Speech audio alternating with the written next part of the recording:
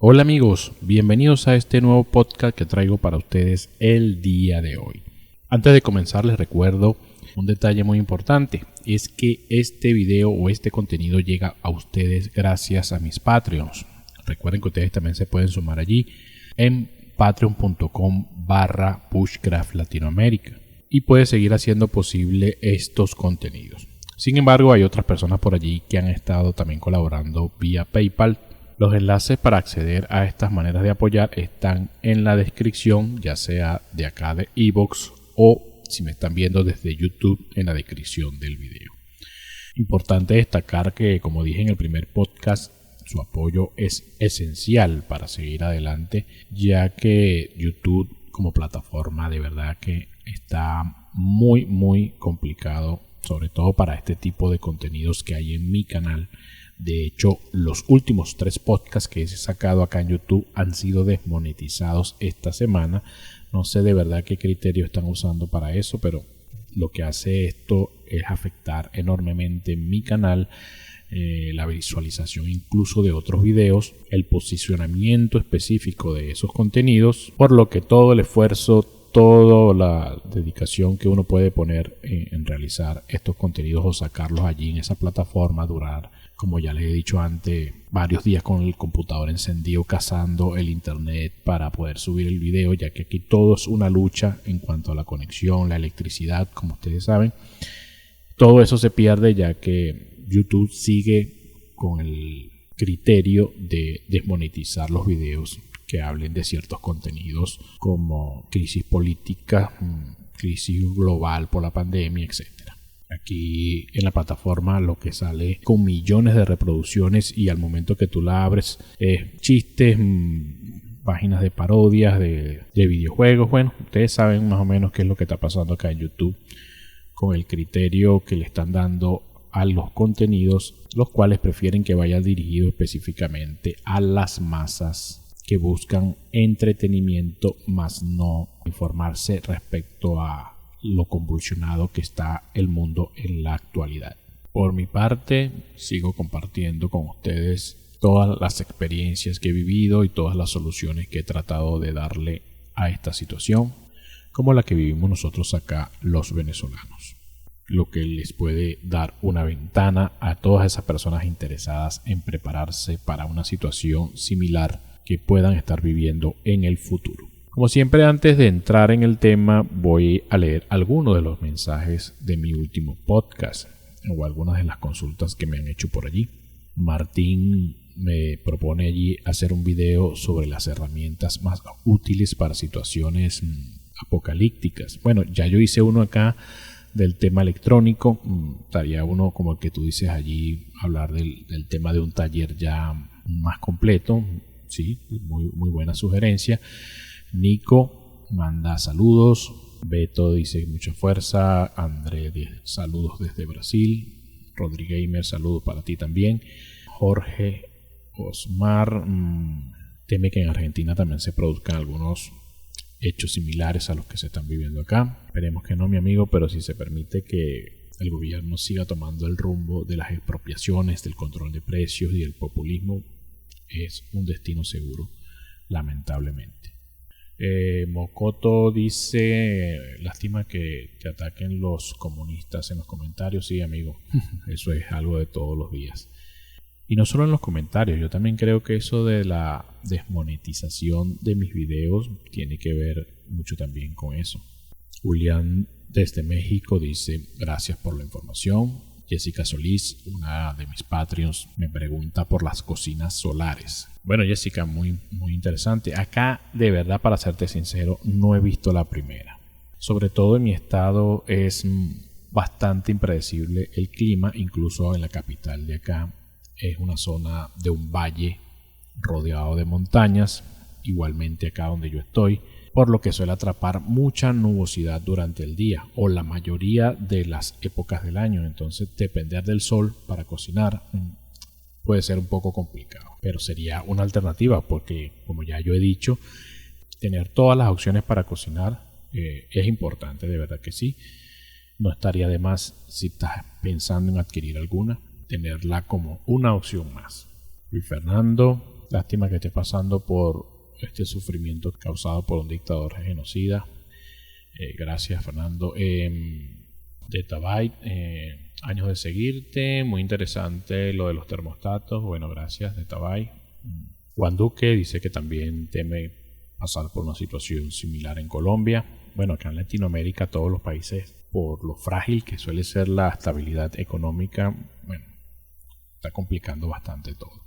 Albúnker desde España pregunta que en medio de un panorama tan hostil que se está viviendo acá, si hay algún aspecto positivo que se pueda extraer. Bueno, sería tema para un video también. Jorge, gracias a ti. Dante, Toby, Diego, por aquí preguntan también en los comentarios, ¿y qué de las cocinas cohete o las rockets stop, que son de leña o estufas cohete? Déjame decirte que sí se usa muchísimo, sobre todo en los suburbios, en las partes donde las casas están un poco más separadas unas de otras. Obviamente esto no tiene una aplicación práctica si vives en un apartamento, en una zona muy concentrada de población, por razones obvias. Imagínate cada casa, cada apartamento de una ciudad cocinando a leña. La nube de humo sería de verdad indescriptible. Además de que no se puede conseguir leña para tantas personas. Pero sí, acá en las partes de los suburbios, cerca de donde yo vivo, hay un taller donde la tienen varios modelos allí a la venta. Cuestan alrededor de $30-35, unos modelos bien hechos, lo cual no es nada barato, pero te puede sacar de muchos problemas si vives, sobre todo, como te digo, en una zona rural o en una zona que tienes terreno, tienes acceso a madera.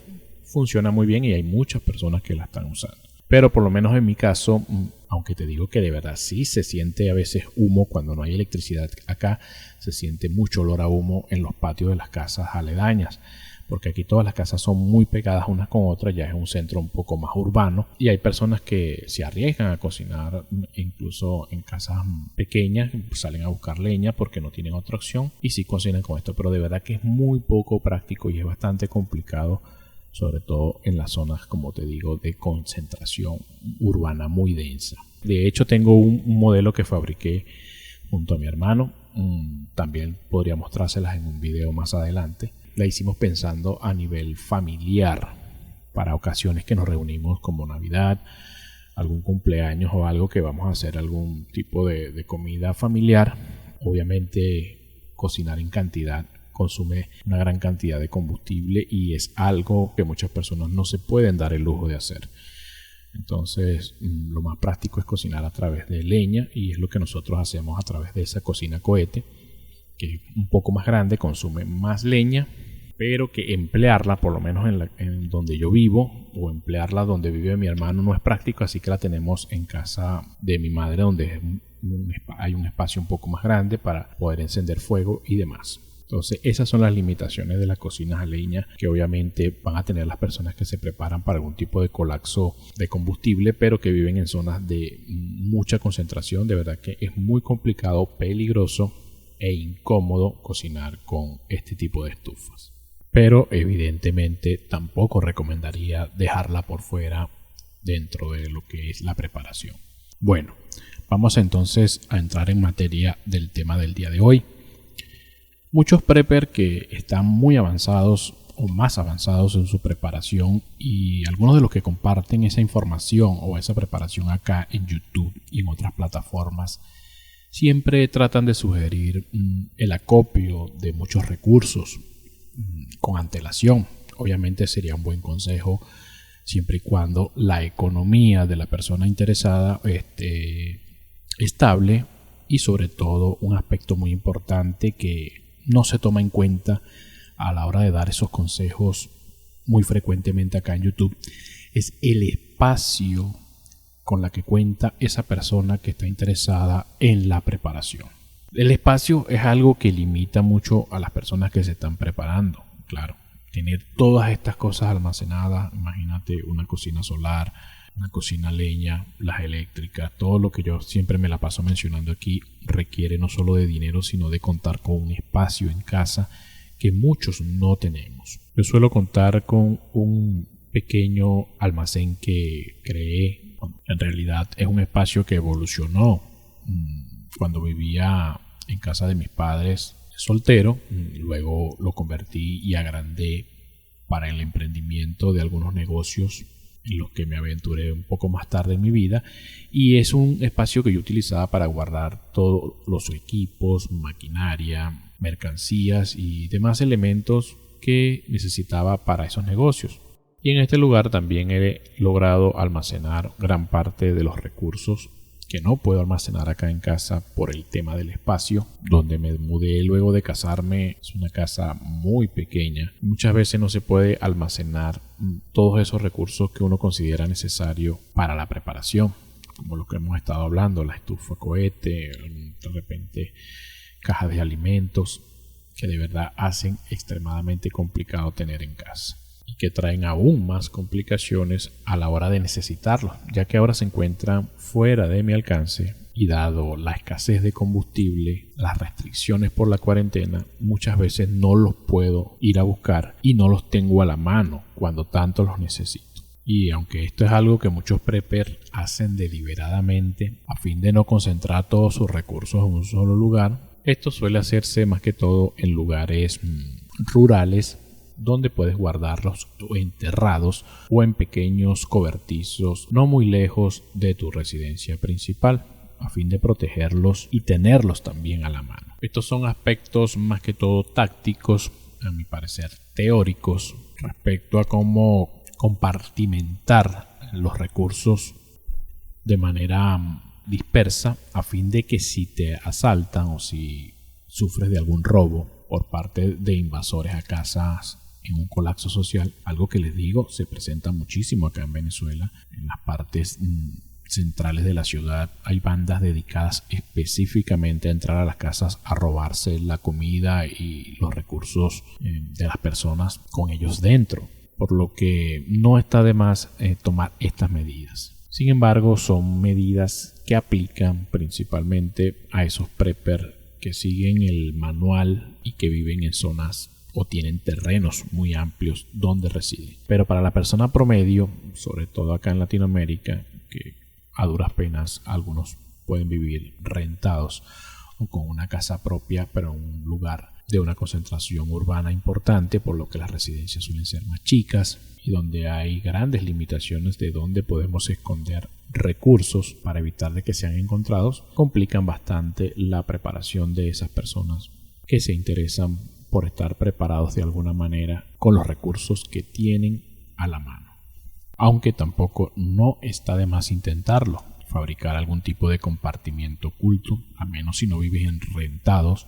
Si tienes una casa propia puedes hacer un hoyo en el suelo. No sé si algunos de ustedes han visto la película John Wick, de donde extraje la miniatura que posiblemente estén viendo en YouTube.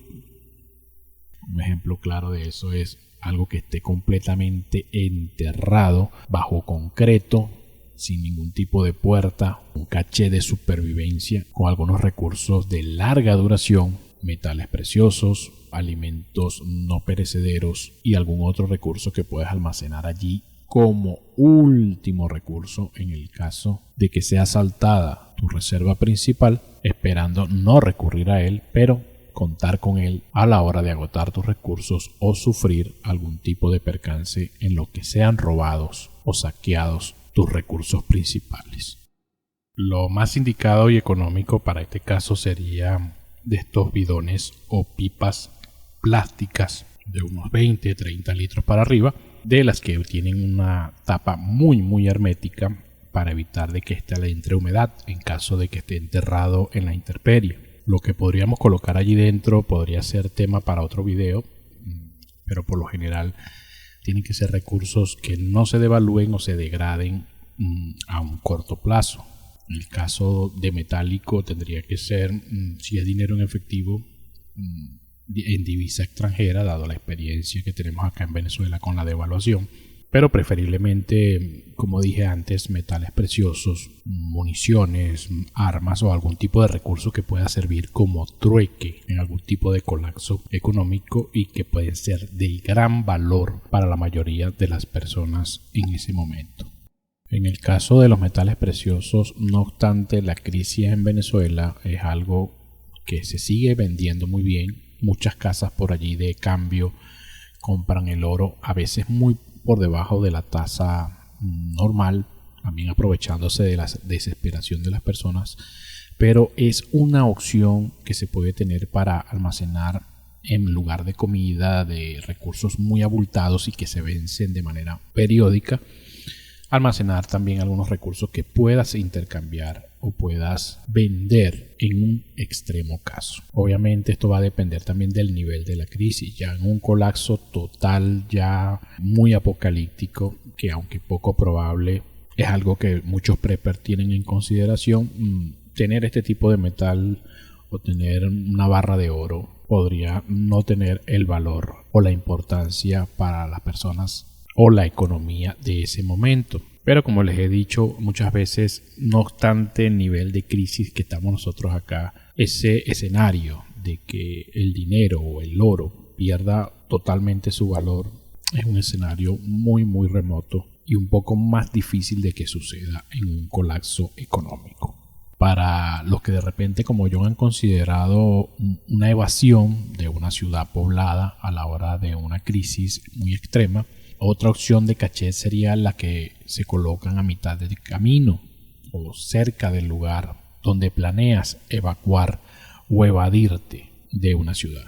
También esto va a requerir de que el escenario sea demasiado terrible. Muchas personas por allí estuve viendo que entraron en pánico durante esta pandemia y se evadieron a lugares remotos solo con una pequeña mochila y los recursos que tenían. Obviamente esto ha demostrado ser totalmente fuera de lugar, sobre todo para alguien que no ha tomado una preparación previa muy exhaustiva, ya que como han visto esta pandemia o esta cuarentena se ha extendido demasiado y para muchas personas que de repente tomaron la decisión de irse al campo, de irse o a la montaña de manera totalmente aislada, vivir de la tierra sin la debida preparación de recursos o herramientas necesarias para ello, evidentemente es algo que no va a terminar muy bien. Este era un plan del que yo hablé también en un video anterior sobre cómo dejar esas cápsulas o esos recursos de supervivencia enterrados, sobre todo si planeas evadirte de una ciudad durante un terremoto o una emergencia muy repentina donde desees escapar algunos días para evitar el caos social. Pero en el caso que estamos viviendo hoy, de verdad que no lo considero tampoco como una opción, sobre todo por las restricciones tan estrictas que están habiendo acá para una persona movilizarse de un municipio a otro o de una comunidad a otra.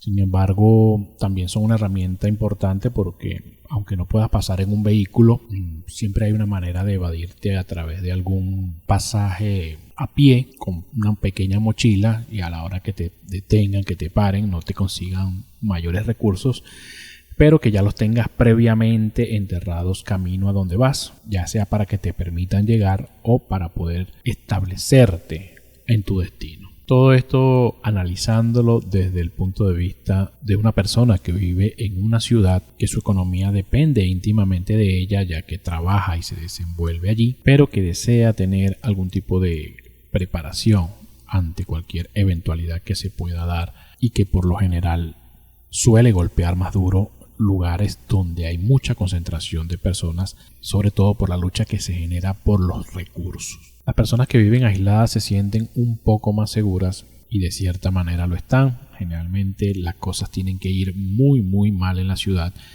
para que se vean inundados o invadidos por personas desesperadas que vienen de allí buscando recursos. Pero por experiencia les digo que en el campo las personas, al menos acá en Venezuela, cuando la crisis ha estado más fuerte, viven en ciertos aspectos mucho mejor que las personas que estamos en la ciudad. Eso sí, siempre y cuando sea una persona que ha vivido toda su vida en el campo, que está acostumbrada al trabajo del campo, a trabajar sus propias tierras, matar sus propios animales, etc. Y desviándome un poco del tema del caché de supervivencia, les voy a decir por qué. Pues lo he visto de primera mano. El año pasado por trabajo fui a un pueblo muy alejado, montañoso. Ellos allá intercambian, por ejemplo, si alguien siembra café, si alguien siembra maíz, todos hacen como especie de un trueque comunal y sin depender del dinero, generalmente todos se ven un poco más abastecidos. Pues todos tienen sus terrenos donde pueden trabajar y generar cultivos cuyos excedentes le pueden servir como moneda, que en muchos casos, lejos de devaluarse, adquiere más valor, mientras que tú trabajas en una empresa 40 horas a la semana todo el día por un sueldo miserable que se devalúa cada vez más, mientras que en el campo tienes de primera mano ese recurso que puedes intercambiar por otro y obviamente no estás dependiendo del valor de la moneda, sino que con un saco de café pueden cambiarlo por varios sacos de maíz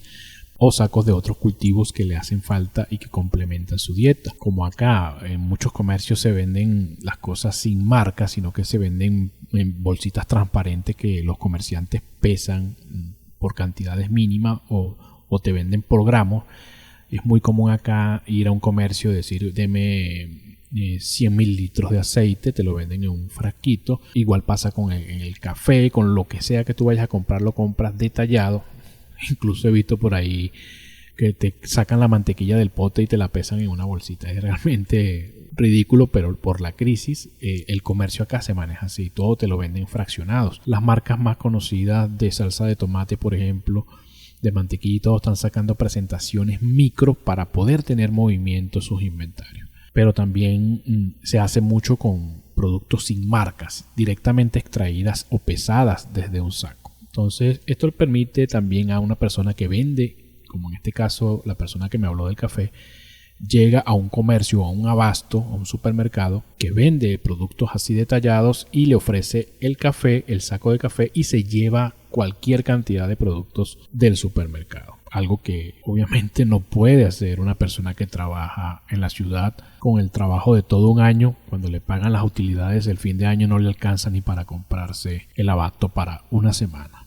Por lo que podemos analizar las ventajas que tiene el tener un terreno, el poder trabajar la tierra y tener un cultivo o vivir en lugares donde puedas cosechar la tierra.